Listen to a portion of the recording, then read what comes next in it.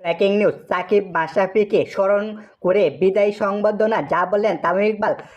কয়েকদিন আগে দীর্ঘ 18 বছরে আন্তর্জাতিক ক্রিকেট থেকে অবসর ঘোষণা দিয়েছেন তামিম ইকবাল। এই মুহূর্তে নিজেদের সেরা ওপেনারকে আসন্ন চ্যাম্পিয়ন ট্রফিতে পাওয়ার চূড়ান্ত আশার প্রদীপটি নিভে যায় বিপিএল একাদশের মাঝপথে আচমকা এক সিদ্ধান্ত জানানোর পর আনুষ্ঠানিকভাবে বিদায়ী সংবর্ধনা দিয়েছে বিসিবি, যেখানে সাকিব আল হাসান ও মাশরাফি বিন মুর্তজাকে উল্লেখ করে বক্তব্য করেছেন তামিম ইকবাল।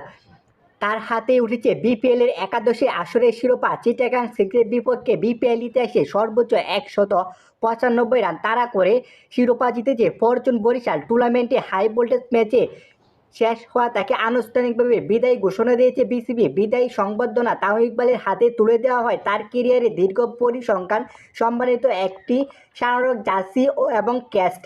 খেলাধুলা টুকরো খবর পেতে ইনসাইক্লোপিডিয়া স্পোর্টস নিউজটাকে সাবস্ক্রাইব করে আমাদের পাশেই থাকুন। ধন্যবাদ এভরিওয়ান।